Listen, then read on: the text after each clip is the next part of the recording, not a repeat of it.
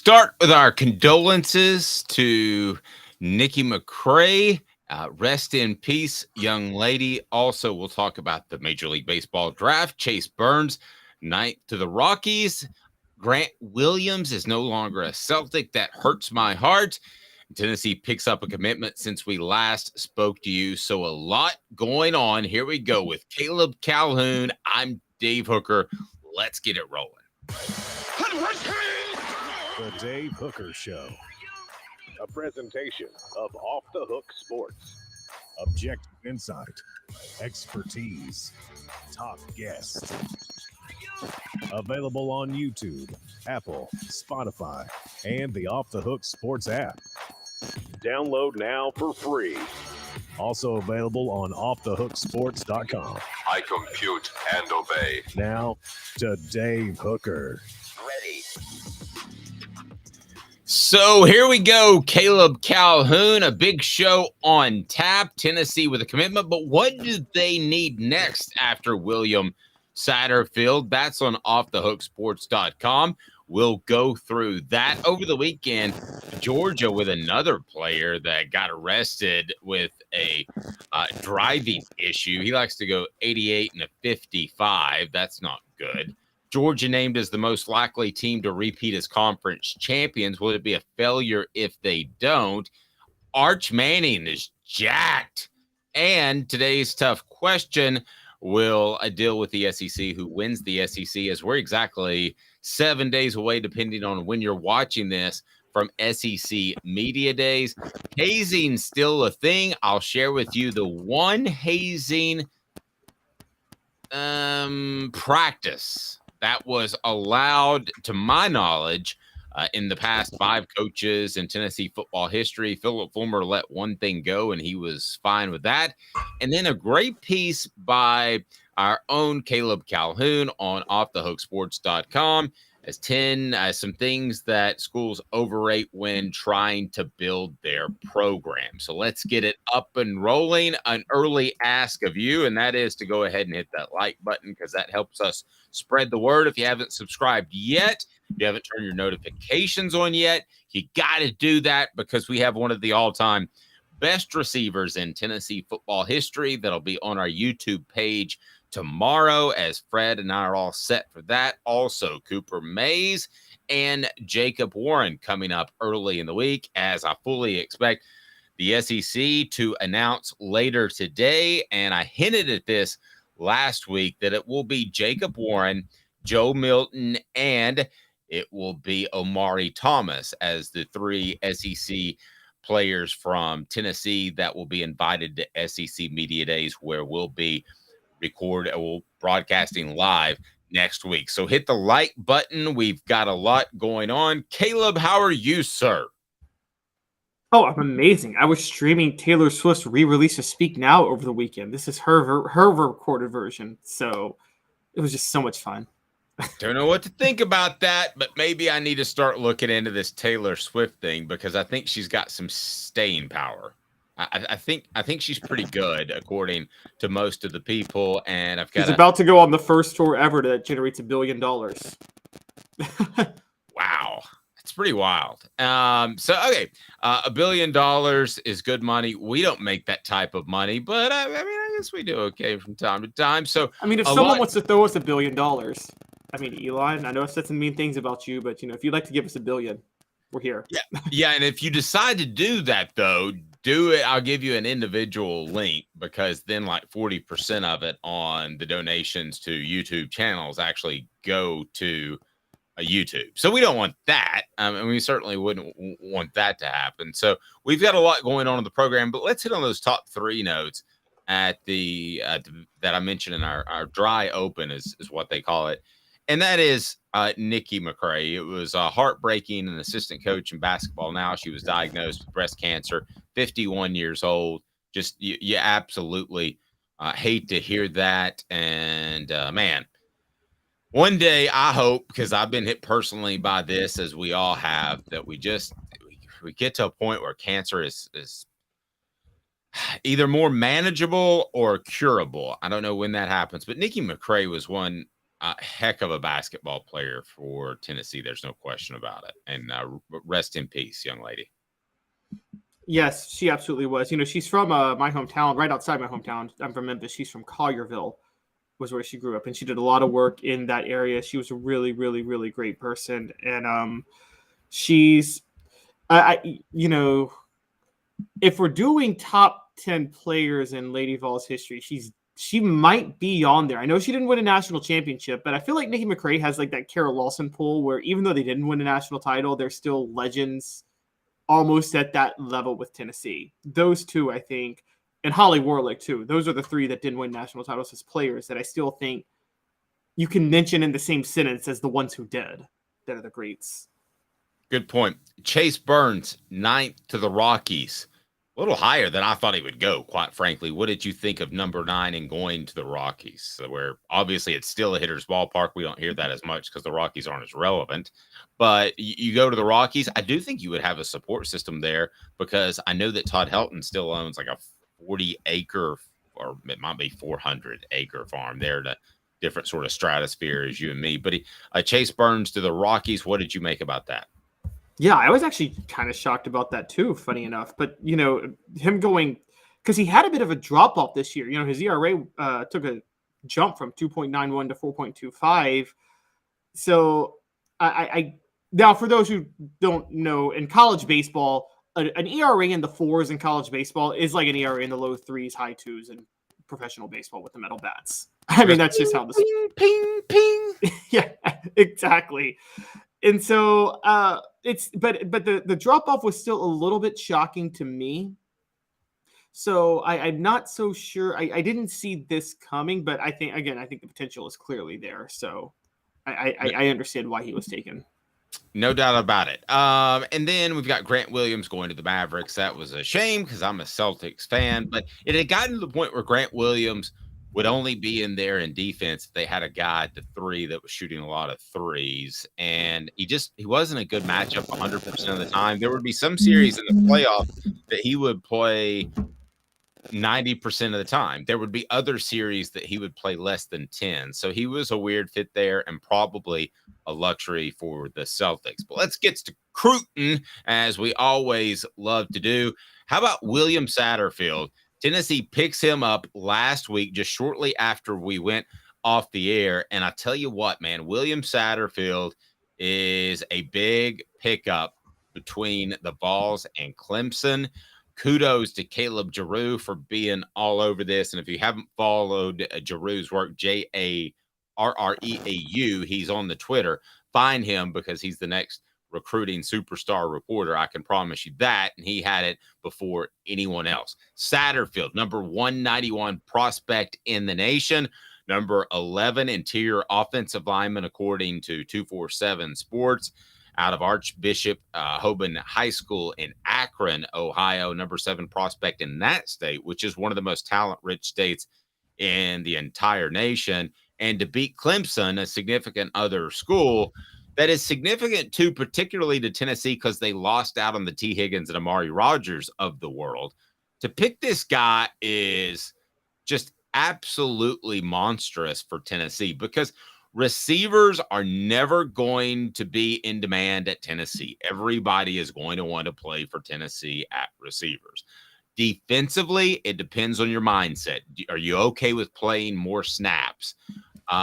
Running back, let's face it, running backs aren't what they used to. There aren't really special running backs anymore, except for maybe one a nation and one per year in the nation. I know that Tennessee's going to rotate their running backs. Quarterbacks, guys are going to want to play for Josh Heupel. But to get the big daddies, I've always said on this show and thought in the back of my mind, to get the big daddies like Satterfield Satterwhite, are absolutely monstrous. And when you look at Tennessee, they're starting to trend that way and that direction. I'm going to use a guy named Cade Mays because he was a bona fide 5-star coming out of school.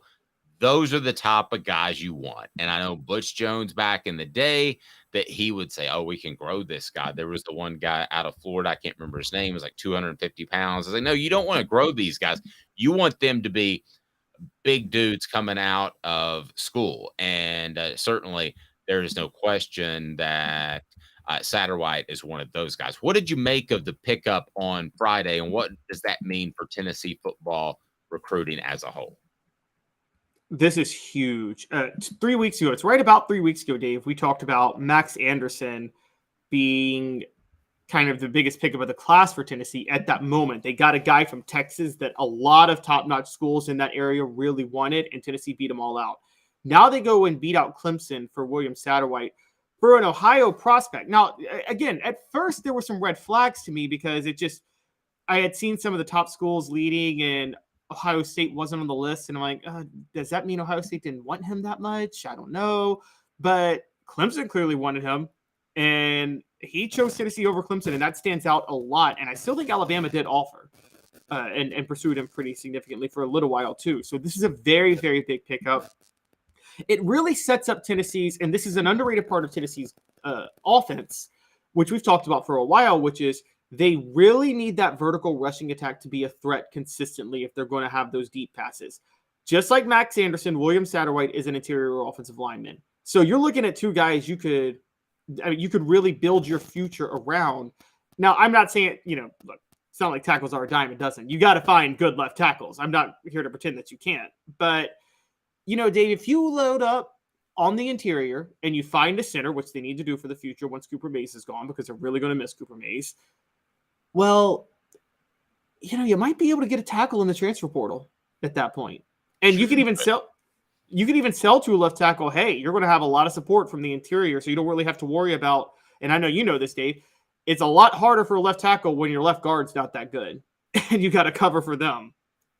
True, and you can sell this too. Look at Darnell Wright, who was left tackle, and then they taught him how to play right tackle, and they're going to do the same thing of moving guys around. So you say to that tackle, hey, if you've got the physical ability, we're going to get you ready immediately. So still, Jake Merklinger is the top-rated prospect in the class. Satterfield would come in at 5th, according to a 247's composite ranking.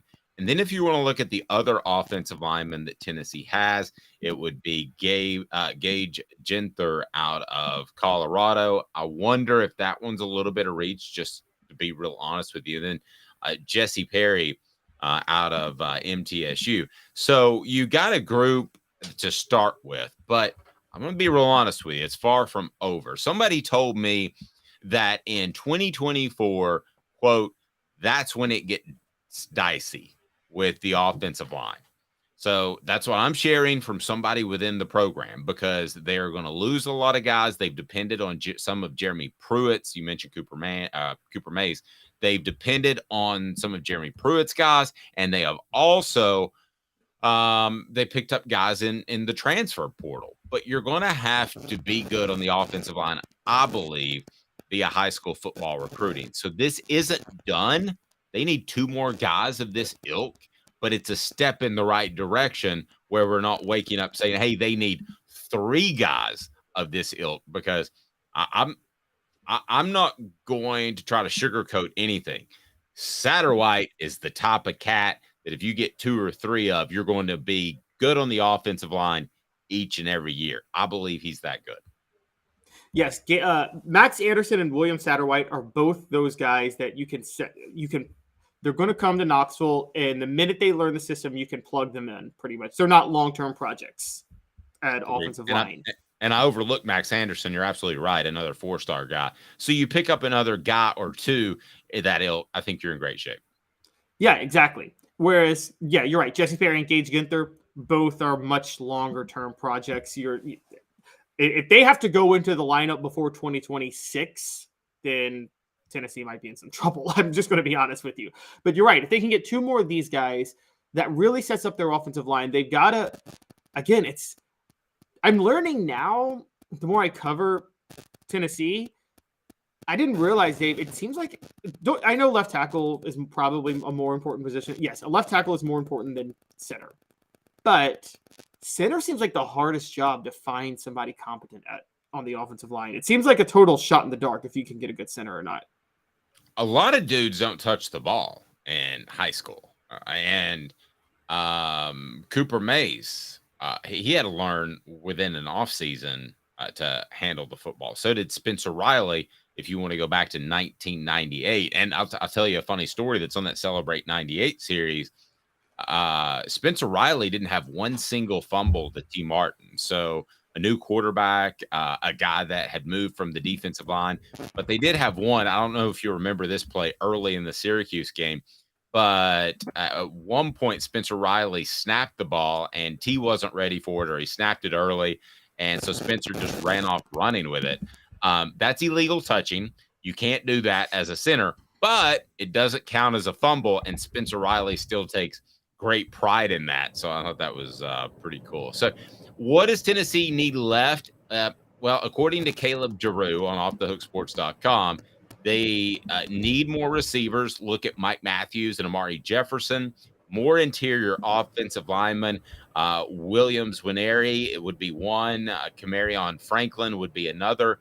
Running back, wouldn't hurt to get a special running back. How about Braylon Russell? That's what Tennessee is after right now. So you meant interior defensive line, not interior offensive line. Oh, interior defensive line, excuse me. Yeah. And then Braylon Russell is another guy that they could team up, you would think, with Peyton Lewis. That would be pretty good. But I don't know that they're going to get a special running back anytime soon, but there really aren't that many special running backs, Caleb. But if I had to grade Tennessee right now and how they're cruising along, I would give this, as far as recruiting, B to B minus at this point, which is just fine for early mid-July. That's actually pretty darn good. Yeah, that's exactly where I would have it too. And part of it is, and they're finally doing this, and they've been doing this the last couple of weeks, is they're, even though the ranking isn't where you want it to be yet, because it's in the 10 to 15 range, I think Composite has dropped them down to 11 today. They were at number 10 yesterday. What I would say is that they have addressed clear needs with this class. And that seems to be what Josh Heupel's going about doing a lot, which is he doesn't seem to be getting the 4 or 5-star players. You know what I'm talking about. Those like five stars that push your class into the top 5. But he's making sure every position group is filled with competent players where he has the needs for going forward. That seems to be his recruiting method more than anything else. No, and you can lean as long as you want to on the transfer portal, but I don't know that long term, pardon me, that's where you want to end up. So Satterwhite, a huge pickup for Tennessee, and Tennessee felt confident going into that. So it wasn't any great surprise whatsoever. All right, let's get to Georgia. I'm going to look around the conference, and we'll do that for the remainder of this week as well, as far as the key teams that are on Tennessee's schedule and that could stand in their way of a fantastic season. And there is no question that Georgia is that. They were named by CBS Sports as the most likely team to repeat as conference champions. This is like zero surprise to me, Caleb, especially with the Big Ten and Southern California and UCLA combining. So you could have said if Southern California was still in the Pac-12 that it would be. Oh, no, they're going to be in the Pac-12 this year. They're still in the Pac-12 this year. Okay, so why wouldn't it be Southern Cal in that instance? I thought they had moved that thing up. Oh, well, USC didn't win the Pac-12 last year. That's why. Utah won it last year. But wouldn't you think with all they have coming back in another year under Lincoln Riley? So let's make an argument right there. Well, this list is who's most likely to repeat as conference champions, not who's. So you have to win the conference. Which of the conference champions last year are most likely to repeat this year? Now, I still disagree with the list, funny enough, because I'm with you. I think USC is the most surefire conference champion. But of conference champions most likely to repeat, sorry, Clemson should be ahead of Georgia. Not that Clemson's better than Georgia, but Dave, Clemson winning the ACC or Georgia winning the SEC? Which one's more likely? Come on. Okay, let me make the argument, but I agree with you. So let's just restart this. Georgia is the most likely to repeat as conference champions. Should it be Clemson or Georgia? Let me make the argument for Georgia, and then I'll let you roll with Clemson, okay? The argument for Georgia is that I think Georgia is the best football program in the nation. Now, you could retort that with they're also the worst driving football program in the nation, and that could undermine them. And that's something that we're going to get into throughout the week and with some Georgia beat writers next week at SEC Media Days. But here's why I think that Georgia is very, very likely to win the championship again, because what sport do teams most often win when they're better? It's football, right? I mean, in basketball, you could have a hot shooter. In baseball or hockey, you could have a great pitcher or a great goalie, respectively, that could take you to a title. But for the most part, would you agree that the better team wins in football? Is that fair? Yes, and this is really going to show when the playoff expands to 12 teams.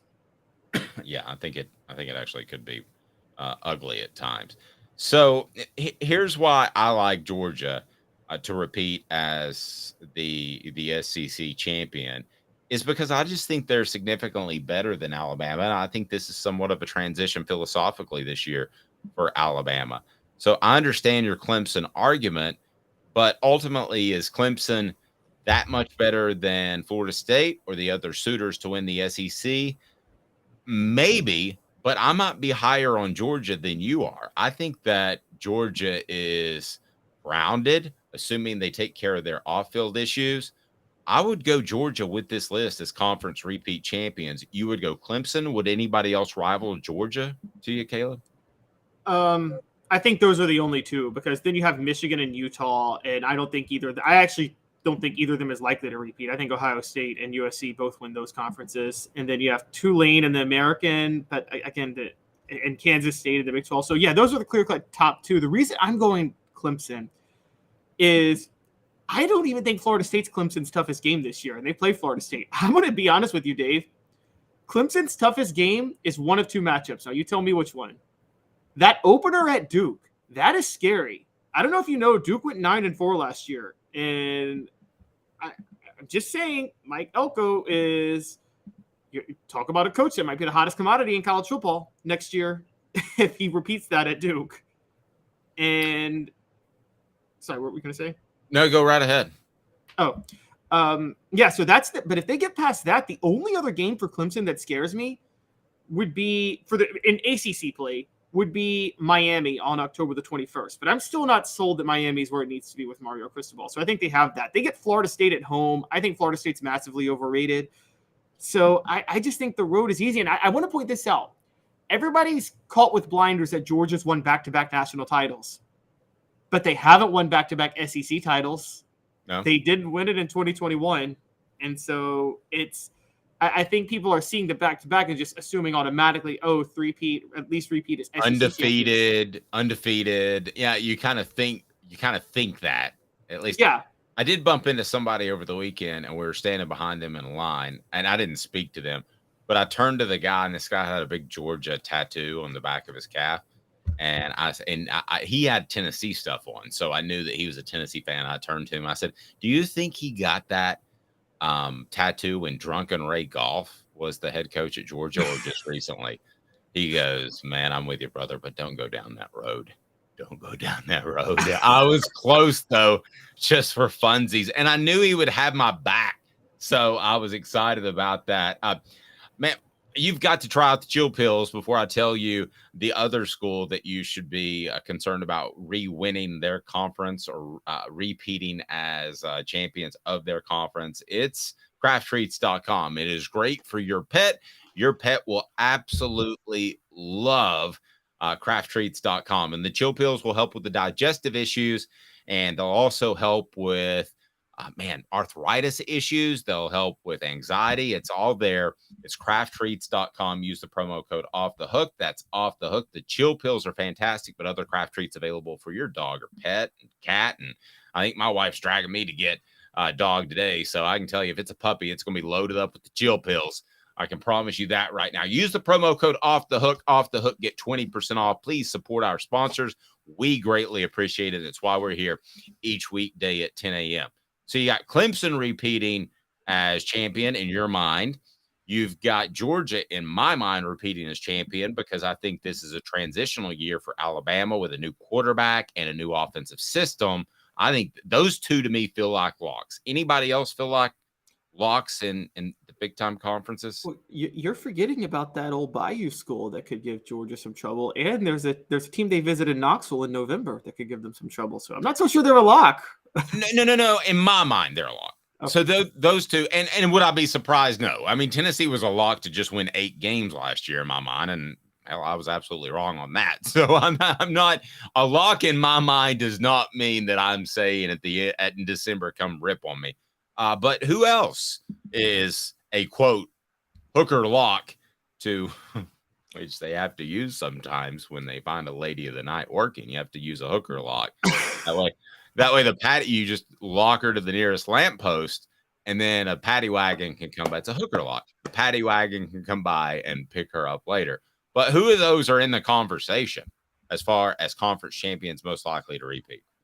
See, here's the thing. I don't think anybody else is. Okay, so Michigan's number 3. Look, I don't think Michigan's – if Ohio State doesn't win the Big Ten this year, you got to fire Ryan Day. I'm going to be honest. This is the most talented team Ohio State's ever had that they're about to have this year. This is they might be the most talented team in college football. Look at the number of projected first rounders for Ohio State next year. It's off the charts. So Ohio State, there's no way Michigan – Are you with me on this? Michigan is not. He has them at number 3. I got them at number 10. I think they're almost a lock to not win the Big Ten, Michigan.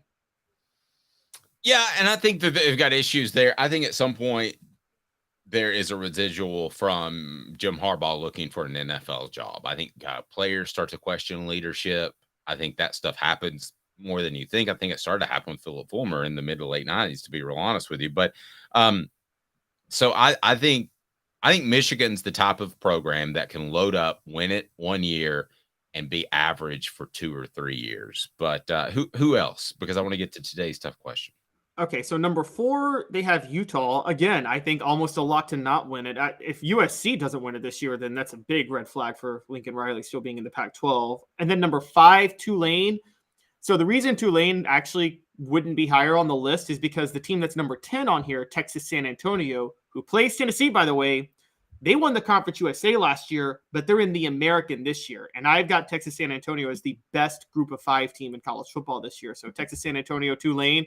Guys, that is the game of the year right there if they play each other. I don't know if they play each other, but and then Kansas State, number 6, with the Big 12. I don't think Kansas State's repeating. Do you?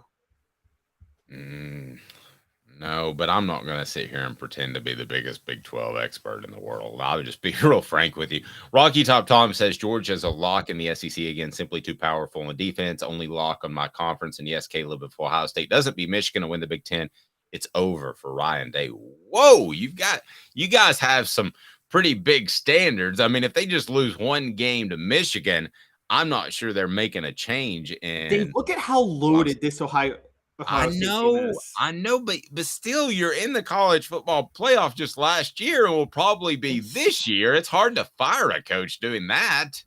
This Ohio State team is, I'm going here.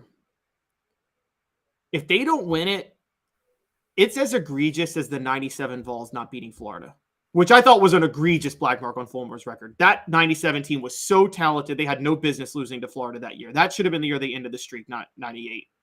And I got to be honest, if Ohio State doesn't go undefeated in the regular season, with maybe a slip up here, they got to win the Big Ten. They're too loaded. This Ohio State team is one of the most talented teams I've ever seen in college football this year. No. Here we go. So that leads us to today's tough question. And I can actually tell when we have a huge audience on all of our platforms, and we're off and running on a Monday. So I'm going to ask you to hit that like button and be sure that you subscribed and be sure that you have your notifications on, because it's practically football season for me. I'll go ahead and tell you, kids, when we get to SEC Media Days, I think you can probably hear it in my voice. I'm jazzed, and we're going to be from there. Man, this is football season. I don't care what you say. This is football season. When I get on ESPN.com and I see that the lead story is the selection of the WNBA All-Star Draft, to hell with that. I am just absolutely in football season. Here we go. Today's tough question. It's about the Dogs. Today's tough question. Take a side. Take a stand. The Dave Hooker Show, a presentation of offthehooksports.com. Yeah, so from now on, when somebody asks, Somebody says, what do you like to listen to? What's your favorite podcast or show? And you say the Dave Hooker Show with Caleb Calhoun. Just say, and they say, wow, why do you listen to that? That Dave Hooker guy, he's washed up, and I haven't heard of Caleb Calhoun yet. No, you have to say, because on their show, it's football season, by golly gee, and you can use other words. So is it a failure for Georgia if they don't win the SEC? Yay or nay, Caleb? No, because they could still win the national championship without winning the SEC. The SEC is the one conference where you can do that. No. The SEC still matters. It is a monster failure for Georgia if they do not win the SEC. You just rolled your eyes at me. Do you consider the 2021 season a failure for Georgia? Partial. Oh, come on.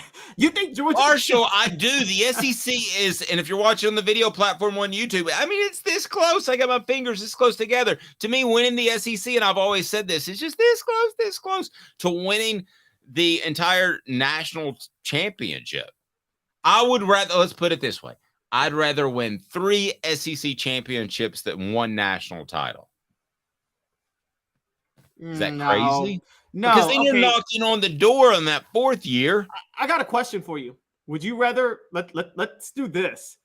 90s through 2000s Braves. Would you rather be the Braves during that period or the Marlins? Braves won the division every year, but got 1 World Series title. Marlins made the playoff.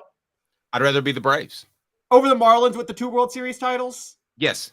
No. You take the peak championship is the most important thing. You take the ultimate championship. Sorry. You take it. Everybody agrees with you so far. They're saying that's crazy, Dave. The SEC means something to me. Do you think? Remember that 2004 series where the Red Sox came back legendary from the 3-0 deficit to the Yankees to win the? I don't want to talk about that as a Yankees fan. I just don't. Well, do you think the Red Sox were like, well, we didn't win the AL East, so it still was a failure? Do you think they thought that? No, but I'll put it this way. I think beating the Yankees in the playoffs, they would look back at that as a special year, even if they didn't win the World Series. I do believe that. Oh, they probably would. But I'm just saying you'd rather be the team that wins it all. You would. That's the most important thing. Utah made the playoffs 20 years in a row with Karl Malone and John Stockton. I think the Rockets are happier with their results when they made the playoffs twice and won it twice in the mid-90s. Okay. All right. There was no Jordan there, though. But Arch Manning's buff. Arch Manning is just absolutely just a superstar. He's Arnold Schwarzenegger in his prime. Some people would have you believe. We'll get to that. Does that matter? And a scout told me that Arch Manning is most like one Manning, and we'll discuss that after this. But Arch Manning's buff. 2 minutes.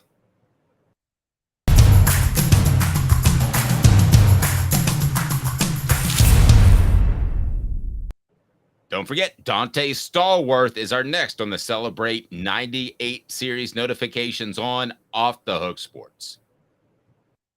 Sun, sand, and salt water, the beach is a very relaxing place. Unless you wear contacts. Ow! Open your eyes to the best the beach has to offer with LASIK vision correction from Campbell Cunningham Laser Center. Ah. Hi, Mike Davis here with City Heating and Air, reminding you to always dare to compare.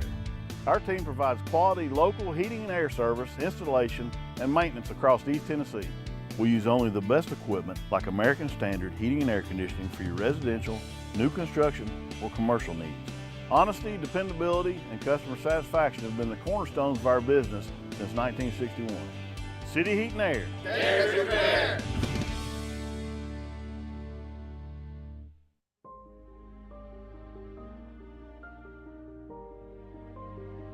Our family has been creating one-of-a-kind pieces of jewelry in West Knoxville since 1986. Each piece is a combination of unique processes that bring your idea to life. Every day in our shop, a truly special item with a story all its own is being manufactured in our facility, bringing the history and family sentiment into a whole new generation of life. We're grateful that you chose us to be Knoxville's best jeweler, a title that we value and respect. Because to me, being a jeweler and owning a jewelry store are not the same thing. I'm Rick Terry. I'm a jeweler, and we want to be your jeweler. Kingston Pike and Campbell Station Road in the heart of Farragut, and downtown on Gay Street right next to the Tennessee Theater. When you want a hard cider that's easy to enjoy, one that's crafted to perfection, you need Tennessee Cider Company. Some say it's the signature cider of the South. Others say it's the cure to your craving. They all say you'll savor every sip. With a selection of ciders free to sample, all it takes is one taste. Visit tncidercompany.com for more information, as well as to shop our ciders and merchandise online. Thirsty yet? Doors open at 10 a.m. A college football tradition like no other. Yes, sirree, boys and girls. Or a guy that just won't leave. Wow, that is sad. The Dave Hooker Show. YouTube, Apple, Spotify, and the free Off the Hook Sports app. A presentation of Off the Hook Sports. Back to Dave Hooker. Did you see that last commercial in what the industry calls a stop set?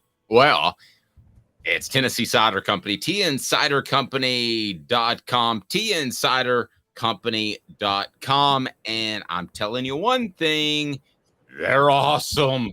Absolutely awesome. And they support our Celebrate 98 series. Dante Stallworth, who played the part of Peter Warwick leading up to the championship game, he wasn't a huge factor in that season, but some things you'll learn about Dante Stallworth are just monstrous and how he helped the Vols that year. But if you go to tncidercompany.com, tncidercompany.com, you can order their fantastic cider, support Tennessee fans, and use the promo code HAT. Use HAT, and you will get a hat, as you'll have some swag with any order, and you can order from anywhere. And Caleb Calhoun is so excited to talk about Arch Manning being jacked that if you're watching on YouTube, he just threw it up on the screen without me doing so. He's just that was not on purpose. That was a total accident. Yeah, it was too. I mean, Caleb was texting me Saturday like 4 times, Sunday like 8 times, going, have you seen how jacked that this Arch Manning is? I was trying to cue it up, and for some reason it just automatically went. Your settings are messed up, Dave. Yeah, okay, man crush, maybe Caleb Calhoun has a man crush on Arch Manning. I don't know, and there's nothing wrong with that, Caleb. There's not, just like on Seinfeld. Not that there's anything wrong with that. If you want to have a man crush on Arch Manning, you can. May I bring up the pictures now in which he's super jacked that you pervade the internet the entire weekend to find? It's not that there's anything wrong with having a man crush, but it would be with Arch Manning because he's a little too young. I mean, he just turned 18. I mean, that would be very problematic, honestly, when it's Man, my son, by the way, we go to the gym on Friday and he's pulling up his shirt. He goes, I just can't give my abs to show and I can't get any skinnier. I was like, what a damn shame. That is just all. You wear 32 pants, and I'm like, I don't want to hear about it. But Arch is jacked. So I'll pull it up because I don't want you to get too excited and have to shut down your camera. So let me pull it up because Arch is jacked. Arch is jacked. Look at him. We've got Peyton Manning, who I see some abs there, but we do see the protruded stomach as Peyton had that. He had that spine that kind of bowed out. You know, that's why his shoulders are back when he walks. If you're watching on YouTube, by the way, hit that subscribe and like button, turn the notifications on. I'm doing my Peyton Manning walk right now in my chair, which is the shoulders are slightly back and the arms slightly extended. Eli Manning, not jacked. Arch Manning, jacked. Does that mean he's a better athlete than Peyton or Eli just because he's jacked? Because he does, man, he's got like the little V that goes down on the obliques. He's got the abs. He's got all that going on. So does that mean he's a better athlete than Eli Peyton? Raw athlete. Notice I didn't say quarterback, Caleb. Yeah. Yeah. I mean, I got to be honest with you. Let's Let's be honest, Caleb. You're trying to pull back your affinity for Arch being Jack. Arch is barely 18. No. Okay.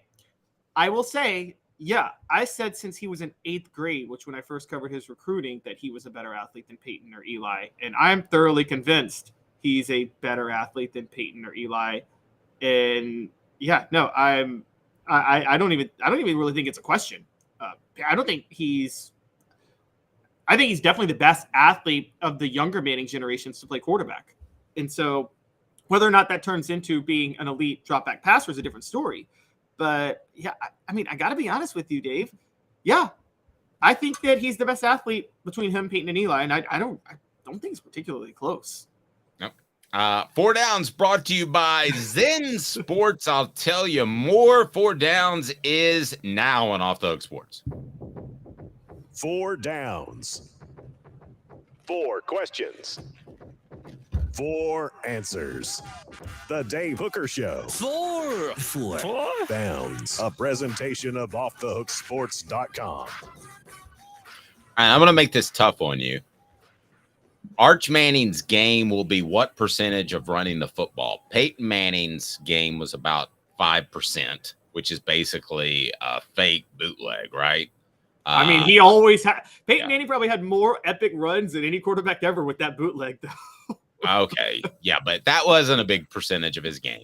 Eli was more athletic, so it was 10% of his game. Like, for instance, I'm saying Lamar Jackson, it's like 70% or 60% now. He throws the ball better than he did when he came into the NFL. But so that's the kind of percentage I'm using to give you a benchmark. Arch Manning, jacked, will be what percentage of an athlete at quarterback in which he really scares you? I think he'll use his legs 30% of the time. I see kind of an Aaron Rodgers type with him. So, and Aaron Rodgers uses his legs about 30% of the time. Now, where I say he's better than Aaron Rodgers, in this, I don't mean he's better than Aaron Rodgers. I mean where I think he's going to be smarter than Aaron Rodgers, and this is what Patrick Mahomes has. Dave, one of the most underrated flaws in Aaron Rodgers' game. Did you ever notice he always immediately tried to roll out the minute he took the snap? He didn't like throwing from the pocket that much, and I think Arch is going to have the Patrick Mahomes factor where he's going to be comfortable throwing from the pocket. But that's why I put it at maybe I'll down it to 25% because I think that he's going to try to stay in the pocket. I think everybody has to see. I agree with you, but I think everybody has to be at least 20% nowadays. I don't think that you can run around out there and be a stiff in the pocket. I think that's part of the reason that Brady was ready to cruise on out. By the way, what down was that, Coop? Coop here. First down. Thank you, Coop. So before we get to second down, Coop, what should people do that like this channel? Cooper Mays here. Hit like and subscribe. Thank you. All right, let's go to second down. Cooper Mays here. Second down. It's a lot of Cooper Mays. Which Manning quarterback will Arch be most like? And I'm going to share this as brought to you by Zen Sports from an actual NFL scout that I spoke to. Dave, you're going to be mad at me because I'm going to take what you're going to say because I already know it. And it's Blame Archie. you. It's Archie. It's obviously Archie. Yeah, because Archie was an athletic quarterback. This guy's been covering football recruiting for 30, 35 years, and he says he reminds him just like Archie Manning. And for those that don't know, Archie Manning would have won 4 Super Bowls if he were picked by the Pittsburgh Steelers instead of Terry Bradshaw. He was that good. He was elite. He just played for the worst teams, especially when there was a bigger drop-off, and still teams had the mindset of making money means it's a good team. It's a good business. Well, we know now that you can do more. You can do both.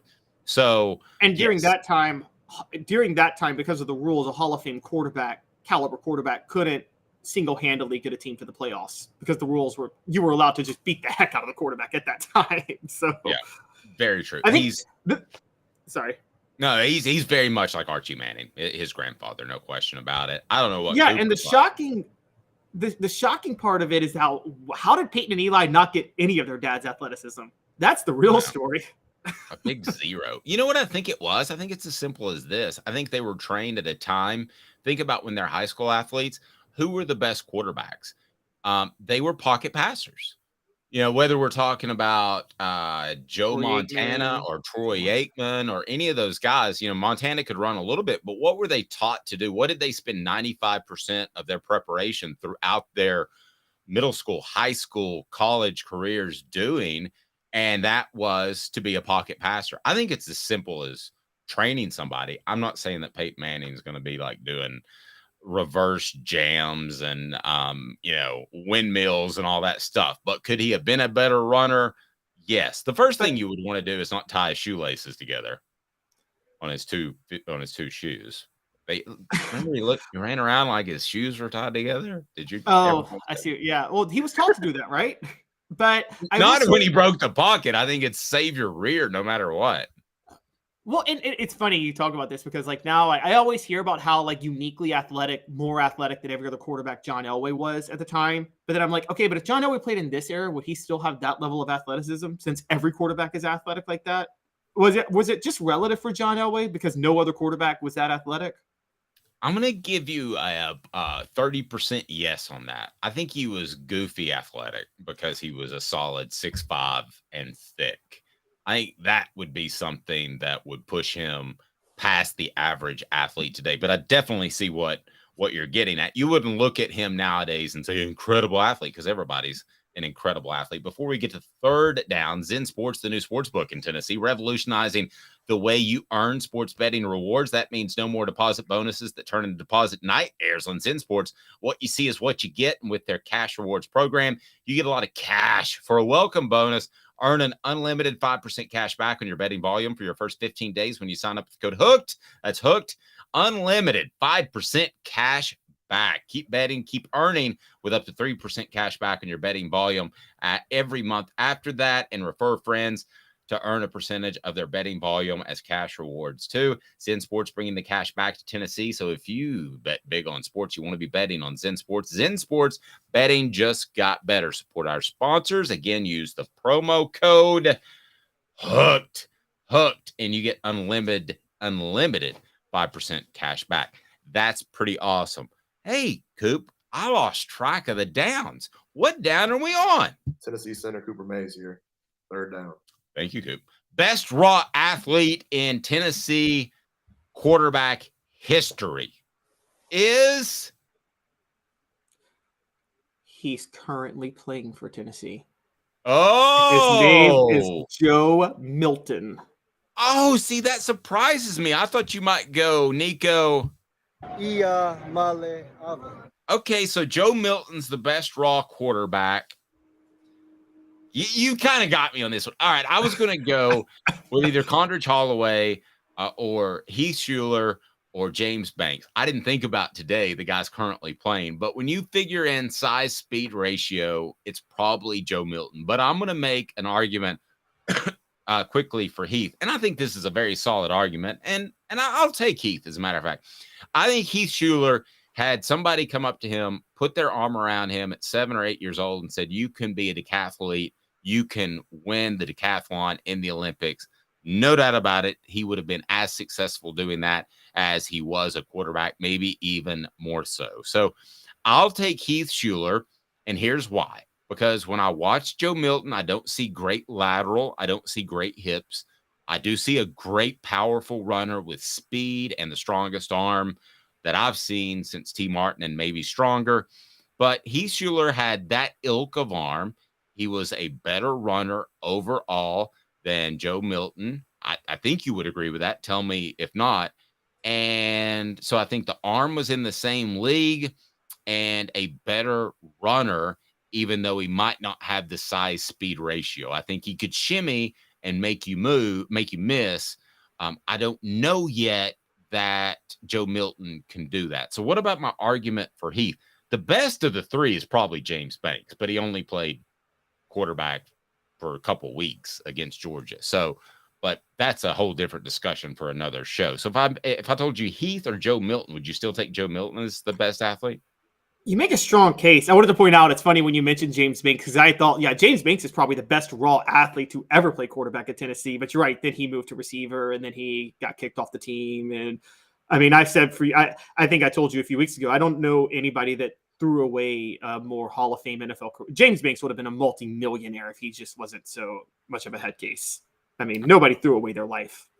Like no argument. And I think people make that statement too easily, but I have no argument whatsoever. Yeah. Now with Heath, so Dave, so I was so young, I've seen Heath Schuler highlights, and I will say the thing that sticks out to me about Heath Schuler that I will say is his elusiveness, where he was very good at throwing side to side on the run. I don't know if any quarterback has ever been better throwing on the run than Heath Schuler at Tennessee. I've never seen a quarterback that was well on the run. Now, all of his highlights are him throwing on the runs in some way a lot of times. But who was more athletic, just pure athletic, than does T. Martin have a case? Or like if you put T. Martin and Heath Schuler in a decathlon, who's the best? I think Heath. And I will say this too. There is one throw, if you want to go back and look at, that I was in person in that game because I had a friend who illegally sold me tickets. That was a player on the team. You're not supposed to be able to do that. That's how silly the NCAA rules were back then. But I went to the Florida game in which Heath Schuler was a participant. So what year would that have been? 92 or 93? Was it at Neyland or at Neyland? No, it was at Florida. So no, that would have been 93. Okay, and he threw, and if you want to go back and look, he threw a pass off his back foot from about Tennessee's own 45 that Billy Williams caught right before half. Billy Williams of Alcoa, and the ball would have landed in the end zone. So back foot, 60-yard throw. I think, yes, Joe Milton throws the ball incredibly hard, but I think they're closer than maybe we think because of recency bias. What down, Coop? All SEC center Cooper Mays here. 4th down. Other than accuracy, well, let me just ask you this. What's the most important factor in a quarterback if you're a GM? And I don't think it's close, and I'll argue this till my dying day. I mean, I still think it's intangibles. Like, I mean, it's the. I mean, that's Peyton Manning got a Hall of Fame career on intangibles alone. His intangibles outweighed everything he had physically. And I still think that matters. I mean, and I will never get over, look, Tyler Bray could have had an NFL career as a starter if he had better intangibles. I mean, and so I'm still going intangibles. Couple of other votes. Oh, Mr. Jones, you just got mine. A couple of other votes for most athletic quarterback. Dobbs, Hooker are top 5. I have no Dobbs argument. Is not top 5. Dobbs is not top 5. I have no argument with Hooker. I have no argument with Jarrett Garantano. I would not have Dobbs top 5 either. Accuracy.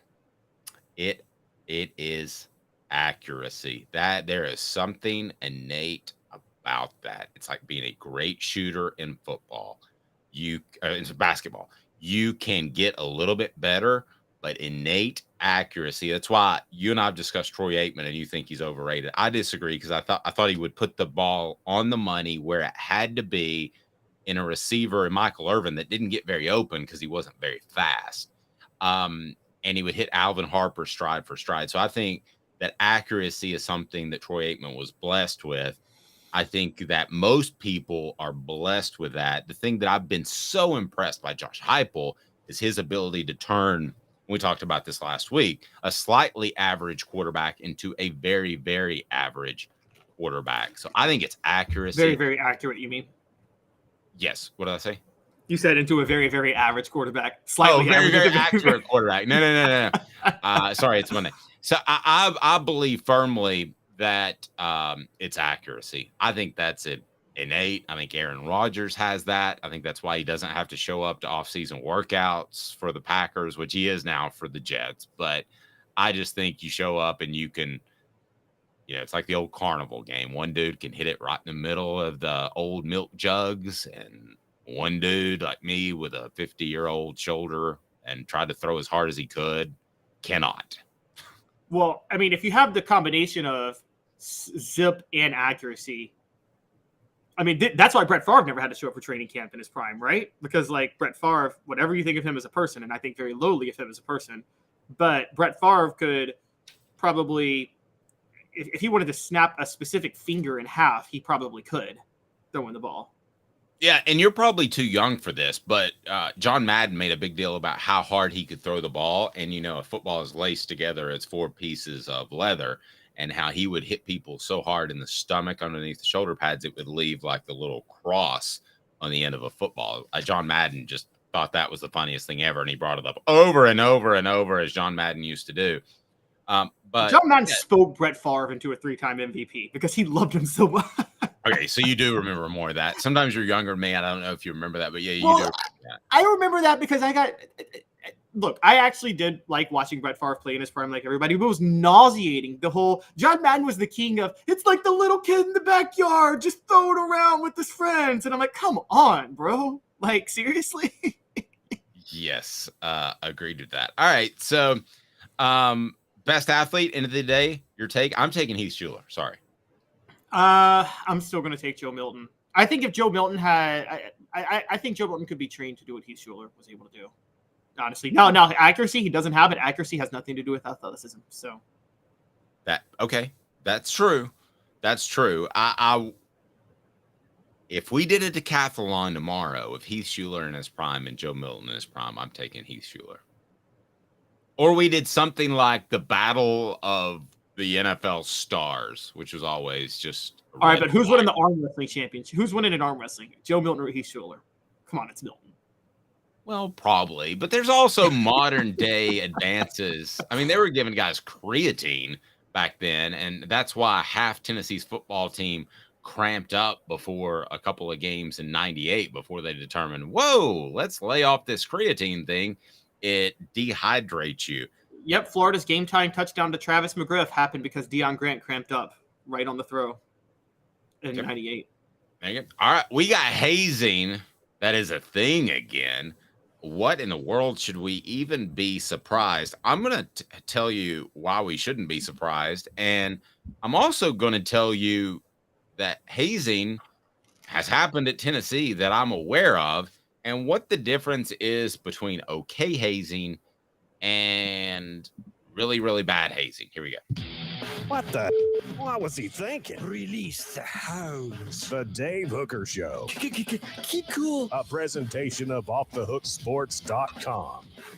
Can you do me a favor, Caleb Calhoun, and try to describe the hazing that was going on at Northwestern as lightly, I guess, as you can, because it's kind of gross. It involves sexual type of innuendo. Do you want to describe it for me and just take me off the hook, because I don't really want to get let me pull up the full. Well, and then I'll tell you that there's a school that I covered that people would all know, a high school that did this as recently as 10 years ago, a very similar type of thing. I'm not going to tell you which school, and I'm going to tell you the hazing that was allowed in the early 90s, late 90s and early 2000s at Tennessee. But first, can you just describe this Northwestern hazing, because it's gross? Yeah, I'm trying to be very, not gross, I guess, PG when I'm talking about this. But basically, the former player, the main former player who spoke on, who was the whistleblower in this, said that there was this practice called running, which primarily freshmen, if they made mistakes on the field and in practice, they would be restrained by a group of 8 to 10 upperclassmen dressed in various purge-like masks. You guys seen The Purge? You know The Purge, where they it was a movie where they, like, every year I know the movie. I know the concept of the movie. You got 24 hours to take out your vengeance on society. You can commit whatever crime you want in that 24 hours. Yes, and there was this group that would wear these masks, and so it was like scary looking. So they'd wear those type of masks, and they would restrain the player, and they would begin. They would begin dry humping the victim in a dark locker room. Okay. Basically, with or without clothes on. That part is not clear. I believe with clothes on, to be fair, and the reason I say it is because the phrase dry humping kind of implies clothes. Right. Okay. So, well, I can tell you that a school in East Tennessee that's a prominent school, this was something that I dug into that was happening. I was working for ESPN at the time, and ESPN didn't want to run it because they were scared.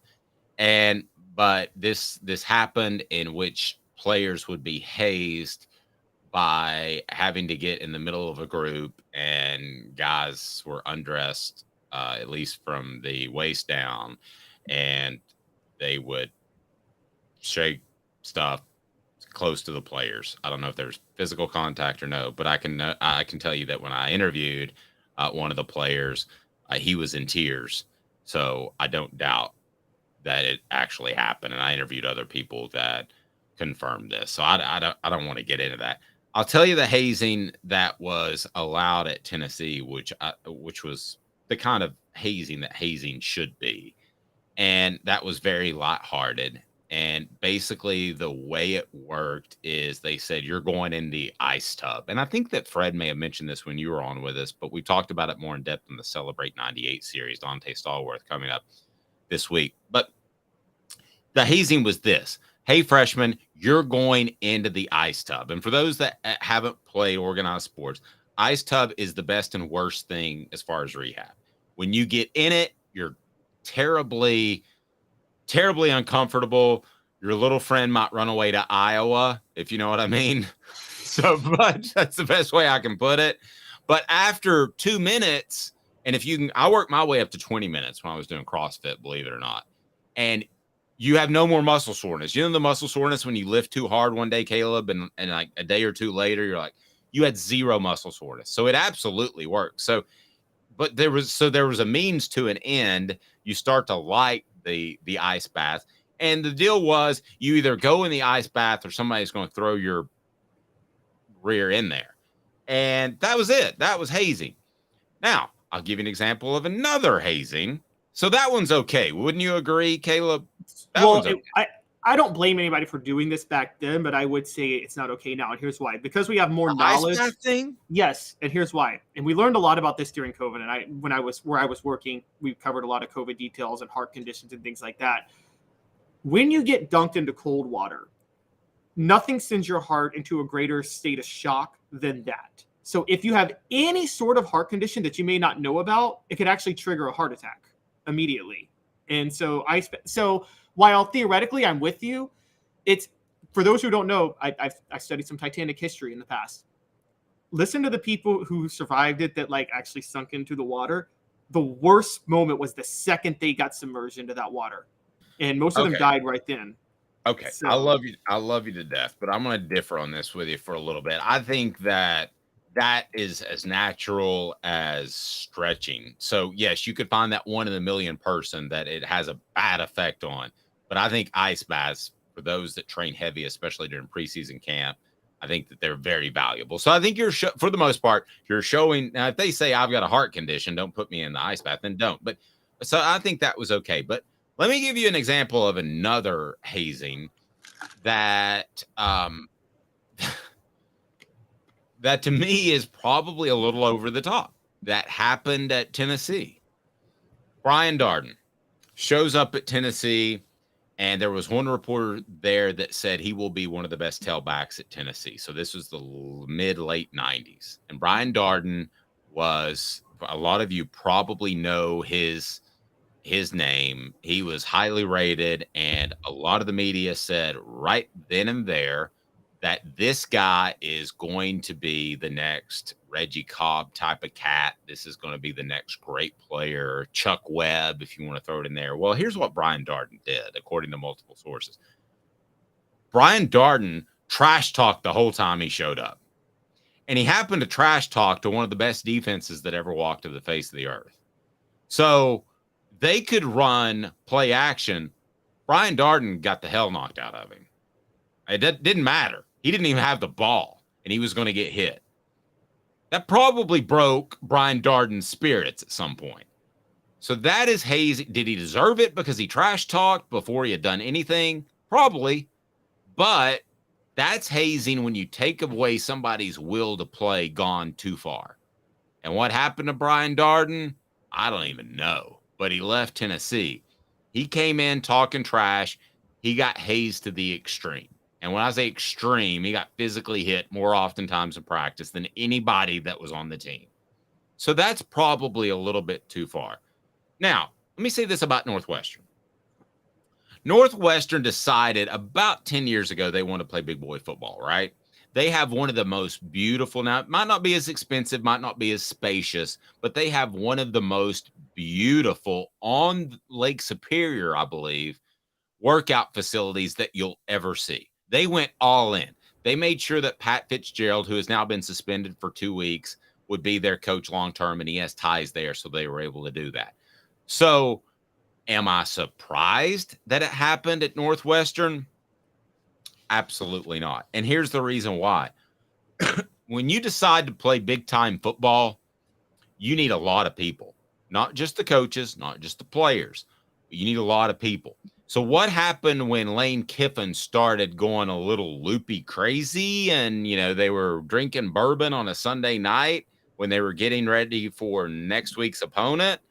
Well, they took a guy and they said, and it was David Blackburn, and they said, you're now the director of football operations. You're not an associate AD anymore because we need you in and around this football team. And that's exactly what they did. Does Northwestern have that in place because they grew so quickly? I'm guessing not. Yeah, no, that makes a ton of sense. And for people who don't know, with football programs, Dave, you know this. There's a lot of different factors that go into play where I don't want to be the guy that says the head coach isn't responsible, but sometimes a head coach is not necessarily – they can be a little more hands-off in things that they don't want anything to do with, but they don't get involved to stop. And if I were to give an example, I'll give an example since I went to Maryland. You remember the whole DJ Durkin, Jordan McNair issue about 5 years ago? The young man died because he was pushed hard during a preseason camp. Yes. Now, what people don't realize was Durkin had did he have a rigorous, probably way too far conditioning program in preseason camp? Yes, absolutely. But Maryland, the school, contracted with a group of Johns Hopkins professionals for their medical staff for the football program that was not a competent medical staff. They didn't know what they were doing. And people have been calling for years for Maryland to switch their medical staff. Never did. Durkin, yes, he made the decision to stick with that medical staff, but he doesn't know medicine or anything like that. So he probably is just assuming that they know what they're talking about. And when McNair collapsed, one of the things that people like the medical staff didn't know to immediately pour ice on him, which apparently if you collapse from heat stroke, you immediately want to cover somebody in ice to try to calm them. The medical staff didn't know that and didn't do it. So Durkin took the fall. I'm not saying it, someone has to, but I wonder where Pat Fitzgerald is in this. Now, Pat Fitzgerald, the former player, the whistleblower says Pat Fitzgerald knew fully, but it's one former player. I'm going to, again, Pat Fitzgerald has his own right to defend himself on this. This kind of reminds me of, look, I'm not a Butch Jones fan, but this reminds me of, remember with the AJ Johnson scenario when Dre Bowles claimed that Butch Jones told the team to jump Dre Bowles for telling on AJ Johnson. And we don't know if that's true or not. Dre Bowles transferred to Michigan State. Yeah. And I'll give you another example. Mike Leach told Craig James's son that you have a concussion, go sit in a dark shed, basically. That's not as off base as it sounds because they have you sit in a cool, dark area when you have a concussion. Now, it sounded insensitive at the time, and it was probably insensitive, but it wasn't as crazy as it sounded. But hazing, I think Craig James was a total diva and was upset that his son wasn't getting more playing time and tried to get Mike Totally agree with that. But in the 90s, hazing was a big thing. It was a hot topic issue. What are the hot topic issues? I mean, it may be the LGBT, whatever that acronym is, but hazing was a hot issue at the time. So it was something that was looked at the time as being a major problem in football. So people addressed it and people got incredibly sensitive to that, and they should have. But am I surprised that slipped? Am I surprised that a program that's busting at the seams, or at least trying to compete with the top programs in its conference and its nation, am I surprised this has cropped in again? Not at all. A memo will be sent out to all the different athletic directors or coaches, not just football, about hazing, about how important that is. I think they'll revisit this issue and everything will be fine. Portions of the program brought to you by City Heating and Air Conditioning. City Heat and Air, integrity matters. You might not need a whole new unit. If yours crashes, might just need coolant, might just need a part. That's City Heating and Air Conditioning, 50 years in Knoxville. City Heat and Air, cityheatandair.com. They are phenomenal, and they bring you Cooper Mays and the Ball Report. Let's turn it back to Tennessee, because Tennessee is still, even though in the latter stages of it, rebuilding a program, not just to compete for championships every year, which they have done, but to make that an annual thing. So I thought a fantastic column by our own Caleb Calhoun that is on the website now. I would highly suggest you check that out. And it's the 5 things schools and athletic directors overrate when trying to build their college football program. So we're going to talk recruiting, off-field gimmicks, college football games being broadcast nationally, the college pedigree of a head coach, and then prestige. So let's get to that now. And it's brought to you by Andy Mason, AndyMasonRealEstate.com. I'm about to make my move. Andy Mason of AndyMasonRealEstate.com is who I will call, because almost 40 years of experience in the real estate field there in Andy Mason's group. And he is fantastic. Best prices, best service in the biz. It ain't close. So here is your list. Let's break it down, as it's brought to you by Andy Mason, AndyMasonRealEstate.com. So the top 5 things, and I'm going to pitch them at you, and I'll give you my retort. Number 5, a coach's ability to recruit. Why is that overrated? Because I think there is a baseline in recruiting, and you have to be committed. You have to meet that baseline of commitment. Philip Fulmer met that baseline. Nick Saban meets that baseline. And the baseline I'm talking about is you have to be fully, thoroughly committed to recruiting. Outside of that commitment, though, because there's about 50 coaches that are committed like that to recruiting. There are about 50 coaches in college football at any given time who are that committed. After that, it's about the other structural advantages of the program. Whether or not you're in a location that, whether or not you're in close to a player's backyard in a location, whether or not you've had success yourself as a head coach that could get a player to the NFL. These things matter. I don't think, with Fulmer in the 90s, Tennessee was playing all over the country at that time, so they were much more noticeable. And so I think that you have to be able to be committed to heavily recruiting, but you reach a level where you're not going to just, when Jeremy Pruitt was hired, the whole concept was, oh, he's a great recruiter. Well, I mean, when you give them McDonald's bags of cash, yes, you can be. But on top of that, there's 100 other great recruiters, or 50 others in the SEC alone. So Jeremy Pruitt versus Nick Saban for Alabama or for a kid from Georgia, doesn't matter how hard Jeremy Pruitt works at recruiting. He's not going to be able to outsell Alabama. I'm going to give you 2 better examples, actually, with Tennessee. Butch Jones wasn't a great evaluator of talent. He just wanted the guy that had a 4-star next to him, or he was going to push that guy via recruiting services from a 3-star to a 4-star. So I don't think he was a great recruiter. And I don't think Derek Dooley was a great recruiter. I was told he didn't go to one high school football game his entire time at Tennessee. I think Tennessee recruited itself. So for a far different reason, I'm going to completely agree with you. A coach's ability to recruit. You can do more at Tennessee than you can, say, TCU, who I know made the college football playoff, but Tennessee has more to offer. TCU has more players nearby. But yes, I think you're limited as far as a coach's ability to recruit to the school you're at. Nick Saban wouldn't be considered one of the best recruiters of all time if he was at Kansas State. It just wouldn't happen. Number 4, you had off-field gimmicks that create buzz. I'm going to take a second here just to give an ovation to one Caleb Calhoun, because I was thinking about 3rd down for what over the season and how stupid that was. I know that's kind of an on-field gimmick. That stuff just doesn't work. It doesn't work at all, Calhoun. It doesn't. And the example I gave, it was 12 years ago. I was at that Maryland Monday Night Football game when they displayed those hideous uniforms. Remember that, Dave? They got famous for the ugly uniforms. Yeah, I was working for ESPN, so I had to call all the Maryland recruits. And what do you think of it? And it was so funny that you bring that up, because the recruits would say, those are neat because it's about the school. And then I would say, kind of off the record, but they kind of look like a hot mess. And each of them would go, well, they need to work on them a little bit.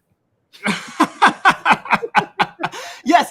And I had friends that were Maryland fans at the time be like, "You don't get it, Buzz is Buzz, and the football team you don't needs get Buzz." it. That's what they all said. You don't get it unless you're a Maryland guy. Well, most of the prospects aren't from Maryland. Exactly. And guess what? Maryland went 2-10 that year. That was one of their 2 wins, and they never had more than 7 wins under Randy until they fired him 5 years later. So it clearly didn't work. And the flip side is Tennessee has gone with black jerseys and they've made things different. Well, the Tennessee fans that are tried and true, that's just blasphemy. But to a prospect in California, they're like, man, those black uniforms look pretty tight. I mean, if it were up to me, there wouldn't be alternate uniforms at Tennessee, but I understand the point, and I can't blame them for that. But they're doing the black uniforms, and they're winning with them. So, for instance, Butch Jones brought out the smoky grays. That didn't help him recruit. His recruiting classes got consistently worse each year because it didn't matter that he wore the smoky grays. As a matter of fact, the last time Tennessee did the smoky grays under Butch Jones, it was a 41-0 loss at home to Georgia. So, I mean, that's not going to help you sell when you bring out these alternate uniforms and then you lose 41-0. Number of college football games broadcast nationally, that means absolutely nothing. It was a huge advantage for Tennessee, but now they're all broadcast nationally or streamed near you. That is, can I just go ahead and move past that one because that's not a factor. It's a great point by you, but they're all on TV now. And, Philip Fulmer used to go into Terry Fair's house at Arizona and say, we've got 8 games nationally televised, so you'll be able to see your son. And he was, oh, great. And the mom's like, oh, great. But nowadays they're all on TV. Last thing you put was prestige. Can I get a little more info on that? Oh, sorry. Well, there's one more before that, the pedigree of a head coach. Oh, I missed college pedigree of a head coach. This one, okay, let's start with prestige first. I want to go back to this one because I think I may disagree with you on 2, but prestige of the program you had at number 1. Why is that overvalued? Because athletic directors, and you've heard Tennessee do this, you've heard other places, they say, because of our history of success, we have a lot to sell to a recruit. Well, a recruit doesn't care that you won the national championship in 1998. Recruits today weren't born then. They don't care that Notre Dame has however many national titles. They last won one in 1989. I was 1 when Notre Dame won their last national title. I was 1. So, like, it was a great year for you, though. 89? No, you were 1. What a great year when I was 1. You didn't have a worry in the world. I didn't. But I was really thinking, when is Notre Dame going to win their next title? No, I'm kidding. But this one bothers me because here's where prestige helps insofar as if you have a great history, then you probably have a great fan base. So then your great fan base at stadiums can help sell recruits. But just prestige alone, there's not a recruit in the world that says, man, look at the football history of this program. I want to commit there. Like, you think otherwise Georgia Tech and Pittsburgh would be getting top 3 recruiting classes every year. They're not. Okay, slight pushback is that prestige also could mean you have more legacy players. Okay, so like Cade Mays never transfers back to Tennessee if his dad didn't play there and he didn't grow up there. So slight pushback, but I agree with you on that. Overvalued college football. Okay, so we're going backwards. So the list is, because I'm butchering Calhoun's great column. Number 5, a coach's ability to recruit. Number 4, off-field gimmicks that create buzz. Number 3, number of college football games nationally broadcast. These are the 5 things schools' athletic directors overrate when trying to build their college football programs. And I love this when Caleb was able to dive into something like this. And we got number 1 as prestige. Also, TCU, do they have great prestige? No, and they had a pretty good year last year to support your point. And Princeton has the greatest prestige of any college football program ever, if you really think about it, given the history. I don't think they're getting top 5 talent. Yeah. And Yale's isn't bad, even though they misspelled the name of their school. Shouldn't it be Y-E-L-L? Joking. All right, college football pedigree of the head coach. I don't know where you're going with this, to be real honest with you, because I thought Nick Saban was not a loser because he was with the Dolphins and they were struggling. And I thought because of his college football pedigree at LSU and making Michigan State somewhat relevant early in his career, that he would be a lock at Alabama. So this one throws me off a little bit, to be real honest with you. Pedigree is about your connections. So Derek Dooley and Lane Kiffin both were hired in part because they were the sons of great coaches. Okay, I see where you're going. And so for Dooley, I will never forget Mike Hamilton in the first minute of the press conference. He had a 5-year tutelage under Nick Saban. Who cares? Okay, we've seen with coaching trees now. We should know enough to know just because you worked under someone, that means nothing in terms of how good of a head coach you're going to be at all. It literally means nothing. Your own. What's Josh Heupel's pedigree? Barry Odom at Missouri. Okay, yes, Bob Stoops, who fired him, and Barry Odom at Missouri, and Matt Wells or whatever at Utah, somebody like that. And he's working out pretty good at Tennessee right now. I mean, what's Dabo Swinney's pedigree? Tommy Bowden, not Bobby Bowden, Tommy Bowden.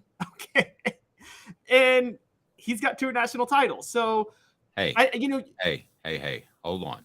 Tommy tried his best.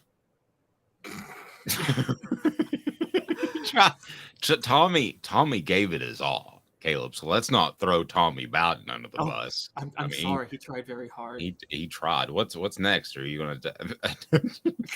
I'm just saying that pedigree. We hear this all the time. Coach, how many times do coaches get hired because of other coaches they're connected to? And it is one of the most overrated things ever done in hiring college football coaches, and it drives me insane, honestly. And who was the Bowden that I get them confused? That went 12-0 at Auburn. Terry. That was Terry. Terry was very fond. Terry stopped by a radio station I was at one time and was very fond of the secretary that showed him to the studio. She was a young, pretty lady, and Terry. Isn't that why he had to leave his job? I don't know, but I just know he liked. Her name was Kendra, and he liked her a lot, and requested a phone number. That's all I'm saying. Have a fantastic day, morning, evening, afternoon, whenever you're watching. We're live 10 a.m. Do 1 second. Do 1 second before you tune out. Hit the notifications button because we're in high gear and we're going to have Dante Stallworth. We're excited. Hit subscribe. Hit like if you haven't, because we're going to bring you more and more. To me, it is football season. We are there, and I'm excited. He's Caleb Calhoun. I'm Dave Hooker. This has been a presentation of